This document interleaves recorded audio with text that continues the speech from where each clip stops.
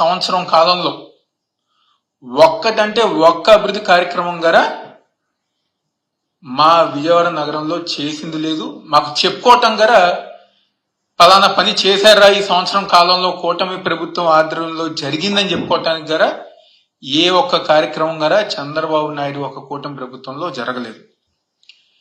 మా నగరానికి ఏదైనా మంచి జరిగినా, ఏదైనా అభివృద్ధి కార్యక్రమాలు చేసినా, లేకపోతే పలానా కార్యక్రమం విజయవాడ నగరంలో జరిగిందని చెప్పని మేము చెప్పుకోవాలనుకున్నా జరిగింది జగన్మోహన్ రెడ్డి గారు ఒక నాయకత్వంలో విజయవాడ నగరం అభివృద్ధి చేస్తాం గారు జరిగింది. మీ అందరి గారు తెలిసే ఉంటుంది, కనకదుర్గమ్మ ఫ్లైఓవర్ స్టార్ట్ చేసి పని పూర్తి చేయకుండా చంద్రబాబు నాయుడు ప్రభుత్వంలో ఆ రోజు వదిలేస్తే దాన్ని పూర్తి చేసింది జగన్మోహన్ రెడ్డి గారు ఒక ప్రభుత్వం, వైఎస్ఆర్ కాంగ్రెస్ పార్టీ ఆధ్వర్యంలో. మా ప్రాంతంలో ముఖ్యమైన జంక్షన్ బెన్ సర్కిల్ జంక్షన్.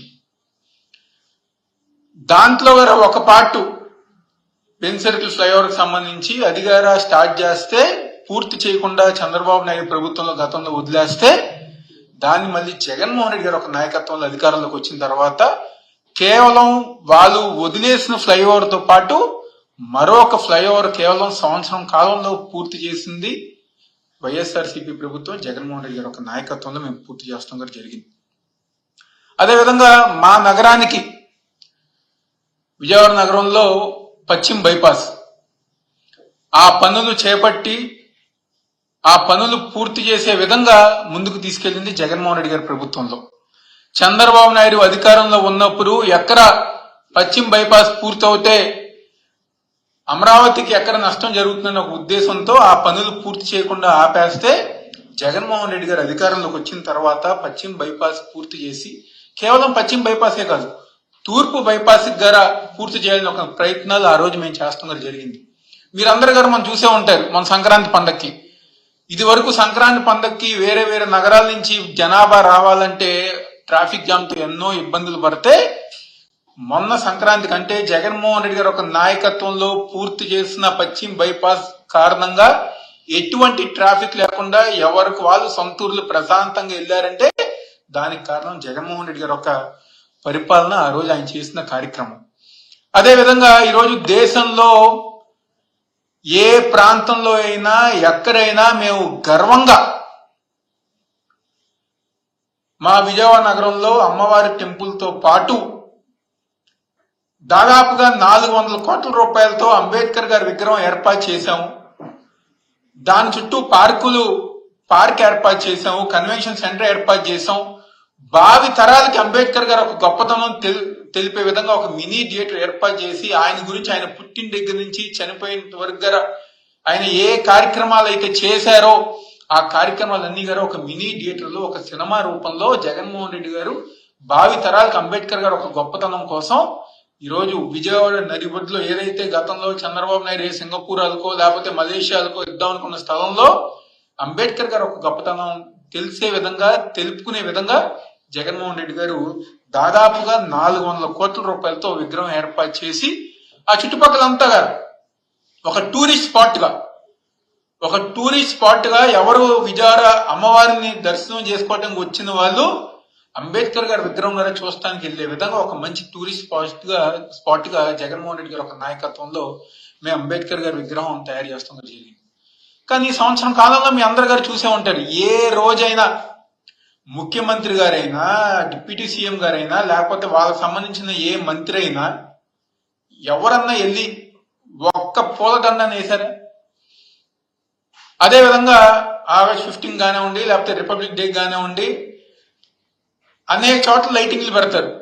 ఒక అంబేద్కర్ గారి విగ్రహాన్ని మాత్రం ఒక చీకటిగా, ఒక లైట్ వెలగకుండా, మెయింటెనెన్స్ చేయకుండా, దాని లోపల ఏదైతే పార్క్ ఉందో ఆ బ్యూటిఫికేషన్ అంతా గారా చెరగొట్టేసి దాన్ని మెయింటైన్ చేయకుండా నిర్లక్ష్యానికి గురి చేసింది ఈరోజు కూటమి ప్రభుత్వం ఆధ్వర్యంలో. అదేవిధంగా మీ అందరు గారు చూసి ఉంటారు, మన వరదలు వచ్చినాయి. దాదాపుగా 12 లక్షల క్యూసెక్ల నీరు మన విజయవాడ నగరంలో వరదలు వస్తాం గారు జరిగింది. ఒక్క ఇల్లు, మా కృష్ణలంక ప్రాంతం, మా రాణిగారి తోట ప్రాంతం, ఒక్క ఇల్లు అంటే ఒక్క ఇల్లు గారు తరవకుండా, నీళ్ళు అనేది రాకుండా దాదాపుగా 382 కోట్ల రూపాయలతో రిటైనింగ్ వాల్ కట్టిన ఘనత జగన్మోహన్ రెడ్డి గారిది. ఎలక్షన్ ముందుగా వాళ్ళు చాలా గొప్పలు చెప్పుకున్నారు. అసలు రిటైనింగ్ వాళ్ళు స్టార్ట్ చేసింది మేమే అని చెప్పండి, మరి ఎందుకు కట్టలేకపోయారు? జగన్మోహన్ రెడ్డి గారు ఆ రోజు అసెంబ్లీ సాక్షిగా ఒకటే చెప్పారు, నేను పాదయాత్ర సమయంలో కృష్ణలంక ప్రాంత వాసులు, రాణిగారి తోట ప్రాంత వాసులు ఏదైతే ఇబ్బందులు పడుతున్నారో దానికి అనుగుణంగా నేను అధికారంలోకి రాగానే రిటైనింగ్ వాల్ కట్టి చూపిస్తా అన్నారు. ఆ విధంగా అధికారంలోకి రాగానే కేవలం సంవత్సరం కాలంలో రికార్డ్ బ్రేక్. నాకు తెలిసి ఈ దేశంలో ఏ ప్రభుత్వం, ఏ ముఖ్యమంత్రి గారు చేయని విధంగా కేవలం సంవత్సరం కాలంలో రిటైనింగ్ వాల్ కట్టిన ఘనత జగన్మోహన్ రెడ్డి గారికి దక్కుతుందని చెప్పిన సందర్భంగా చెప్తున్నాం. అదేవిధంగా అమ్మవారి ఆలయం దుర్గగుడికి సంబంధించి ప్రభుత్వం తరపు నుంచి అమ్మవారి టెంపుల్ ని డెవలప్మెంట్ చేసే విధంగా ఎవరన్నా పూనుకున్నారన్నా లేకపోతే ఎవరన్నా చేశారంటే అది జగన్మోహన్ రెడ్డి గారు ఒక నాయకత్వంలోనే జరిగింది. గతంలో అభివృద్ధి పేరుతో చంద్రబాబు నాయుడు వచ్చినప్పుడు మొత్తం గుళ్ళన్నీ గారు కొట్టేశాడు. కొత్తగా నిర్మించిన గుళ్ళు గారు కదా, ఎన్నో సంవత్సరాలుగా ఎన్నో లక్షల మందికి ఒక సెంటిమెంట్ గా ఆ గుడికి వెళ్తే మాకు మంచి జరుగుతుందని చెప్పని భావించిన గుళ్ళ గారా చంద్రబాబు నాయుడు 2014 నుంచి 19లో అధికారంలోకి వచ్చిన తర్వాత ఆ గుళ్ళన్నీ గారు కొట్టేస్తే మళ్ళీ ప్రజానికం ఒక కోరిక మేరకు ప్రజానికం కోసం జగన్మోహన్ రెడ్డి గారు ఒక నాయకత్వంలో ఆ గుళ్ళన్నీ గారు మళ్ళీ నిర్మించాలని చెప్పని శంకుస్థాపన చేశారు.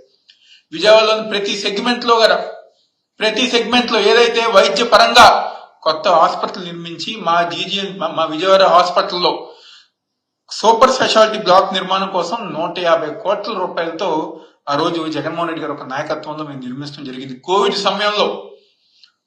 సమయంలో ఎంతో మంది ఎవరైతే ప్రజానీకం ఉన్నారో, పేదవారు ఉన్నారో వాళ్ళందరి ద్వారా జగన్మోహన్ రెడ్డి గారు కట్టించిన సూపర్ స్పెషాలిటీ బ్లాక్ లో ఎంతో మంది వైద్యం చేసుకుని చాలా మంది ప్రాణాలు కాపాడింది జగన్మోహన్ రెడ్డి గారు ఒక నాయకత్వంలో.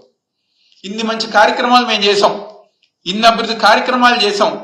కానీ చంద్రబాబు నాయుడు అధికారంలోకి వచ్చిన తర్వాత మా విజయవాడకి తీవ్రమైన నష్టమే చేశారు. కానీ ఏ రోజు ఒక్క మంచి కార్యక్రమం, ఒక్క అభివృద్ధి కార్యక్రమాలు గారా చేయలా. పైగా మాకు ఏదైతే మా విజయవాడకి ఒక బ్రాండ్ గా ఉన్న ఎయిర్పోర్ట్ కానివ్వండి, అదేవిధంగా ఈ రోజు మనం వార్తాపత్రికలో చూసాం హెల్త్ యూనివర్సిటీని గారా తీసుకెళ్లి అమరావతిలో పెట్టాలని చెప్పిన ఒక ఆలోచన ఈరోజు కూటమి ప్రభుత్వం చంద్రబాబు నాయకత్వంలో ఏర్పాటు చేస్తున్నారని చెప్పని అన్నారు. ఇది మాకు ద్రోహం కాదా, మమ్మల్ని మోసం చేసినట్టు కాదా అని చెప్పని ఈరోజు కూటమి ప్రభుత్వం నాయకులు మేమందరం గారు సూటిగా ప్రశ్నిస్తున్నాం. మీరు అమరావతిలో కట్టిన మాకేం అభ్యంతరం లేదు. అమరావతిలో మీరు ఎంత డెవలప్మెంట్ చేయాలన్నా లేకపోతే కేంద్ర సంస్థలు ఎన్ని కావాలన్నా మీరు తీసుకురండి, మాకు ఎటువంటి అభ్యంతరం లేదు, మేము కూడా సపోర్ట్ చేస్తాం. కానీ మీరు అమరావతి డెవలప్మెంట్ పేరుతో మా విజయవాడ ద్రోహం చేస్తే ఎలా, మా విజయవాడని చంపేస్తే ఎలా? ఒక రకంగా చెప్పాలంటే మా ఉమ్మడి కృష్ణా జిల్లాని, మా విజయవాడ నగరాన్ని గొంతు పిసికి చంద్రబాబు నాయుడు చంపేస్తున్నారు. ఈరోజు చాలా గొప్పగా చెప్పుకుంటాం మా ప్రాంతంలో ఒక హెల్త్ యూనివర్సిటీ ఉందని చెప్పని. ఆ యూనివర్సిటీని తీసుకొచ్చి మళ్ళీ మీరు అమరావతిలో పెడుతున్నారంటే ఎవరికి ద్రోహం చేస్తున్నట్టు? మీకు ఎందుకంత కోపం? మా విజయవాడ నగరంకి ఎందుకంత కోపం? మీకు స్థానాలు ఇచ్చింది, ఎమ్మెల్యేలు గెలిపించింది, లేకపోతే ఆయనకి ఇంకా రామారావు గారి మీద కోపం ఉందనుకుంటే, ఇంకా కృష్ణా జిల్లా రామారావు గారిది అని చెప్పిన అందుకని ఆ కోపం ఇంకా మా మీద చూపిస్తున్నారు అనుకుంటా. ఆ విధంగా మా విజయవాడ నగరాన్ని, మా కృష్ణా జిల్లాని అన్యాయం చేస్తున్నారు చంద్రబాబు నాయుడు, అదేవిధంగా కూటమి ప్రభుత్వం. ఎందుకంటే విజయవాడ నగరం ఇప్పుడేం కొత్తది కాదు కదా. అమరావతి కన్నా ముందు ఎన్నో సంవత్సరం కాలం నుంచి విజయవాడ నగరం ఉంది. ఎన్నో అభివృద్ధి కార్యక్రమాలు, ఎంతో దాదాపుగా 16 లక్షల మంది ఈ ప్రాంతంలో నివసిస్తుంటే మీరు మా ప్రాంతానికి తీవ్రమైన అన్యాయం చేస్తున్నారు. అదే ఇంకో పక్క గన్నవరం ఎయిర్పోర్ట్ గారు తీసుకొచ్చి గన్నవరంలో మూసివేసి అమరావతిలో కొత్త గ్రీన్ ఫీల్డ్ ఎయిర్పోర్ట్ కడతా అని చెప్పని అంటున్నారు. మీరు నిజంగానే గ్రీన్ ఫీల్డ్ ఎయిర్పోర్ట్ కడతాను అనుకుంటే ఇదివరకు ఒక టెర్మినల్ ఉండేది, మళ్ళీ కొత్త టెర్మినల్ కట్టారు, మళ్ళీ ఇంకో కొత్త టెర్మినల్ దాదాపుగా 300 కోట్ల రూపాయలతో నిర్మిస్తున్నారు. ఇంటర్నేషనల్ ఎయిర్పోర్ట్ మేము చేస్తామని చెప్పని వందలాది వేలాది ఎకరాలు ఆ రోజు గన్నవరం చుట్టుపక్కల ప్రాంతంలో మీరు ఎక్వైర్ చేస్తాం కూడా జరిగింది. ఇప్పుడు ఆ రైతులందరికీ ఏం సమాధానం చెప్తారు? ఆ రైతులందరికీ ఎవరైతే భూమి ఇచ్చిన రైతు ఉన్నారో వాళ్ళకి ఏం సమాధానం చెప్తారో, వాళ్ళకి ఏం న్యాయం చేస్తారని చెప్పని ఈరోజు మేము వైఎస్ఆర్ కాంగ్రెస్ పార్టీ తరఫున మేము డిమాండ్ చేస్తున్నాం. ఎందుకంత చిన్నచూపు మీకు విజయవాడ నగరం అంటే?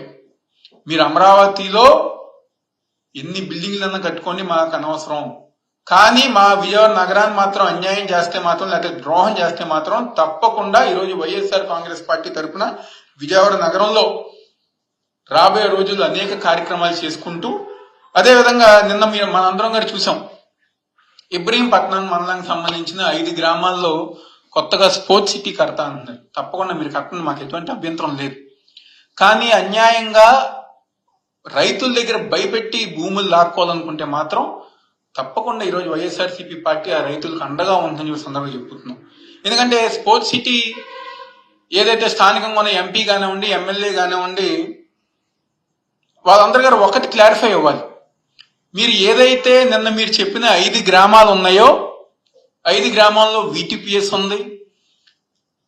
ఇబ్రహీంపట్నం మండలం దగ్గర నుంచి కంచర్ల మండలం దాకా మొత్తం అంతా గారు క్రషర్స్ ప్రాంతం. అంటే మా జిల్లాలో ఎక్కువ శాతం పొల్యూషన్ ఉన్న ప్రాంతం ఏదైతే నిన్న మీరు చూస్ చేసిన 5 గ్రామాలు. ఈరోజు పొల్యూషన్ కంట్రోల్ నుంచి మీరు పర్మిషన్ వచ్చినాయా రాలేదా? ఆ ప్రాంతాన్ని మీరు ఏ విధంగా డెవలప్ చేయాలనుకుంటున్నారు? పొల్యూషన్ కంట్రోల్ చేసిన తర్వాత ఏదైతే, లేకపోతే మీరు స్పోర్ట్స్ సిటీ కోసం క్రషర్లు ఏమైనా అన్యాయం చేయాలనుకుంటున్నారా?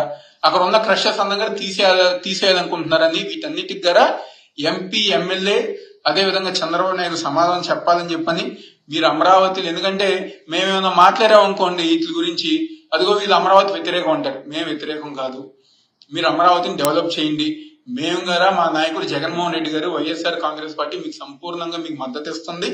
అమరావతి పేరుతో, అమరావతి డెవలప్మెంట్ పేరుతో మా హెల్త్ యూనివర్సిటీ కానివ్వండి, మా గన్నవరం ఎయిర్పోర్ట్ కానివ్వండి, లేకపోతే మా విజయవాడ నగరాన్ని మీరు కనుక అన్యాయం చేస్తే, ద్రోహం చేస్తే మాత్రం తప్పకుండా రాబోయే రోజుల్లో వైఎస్ఆర్ కాంగ్రెస్ పార్టీ ఆధ్వర్యంలో రాబోయే రోజుల్లో మేమందరం గారా విజయవాడ నగరానికి, ఉమ్మడి కృష్ణా జిల్లాకి అండగా ఉంటాం, పోరాటం చేస్తాం సందర్భం చెప్తూ సెలవు తీసుకుంటాం.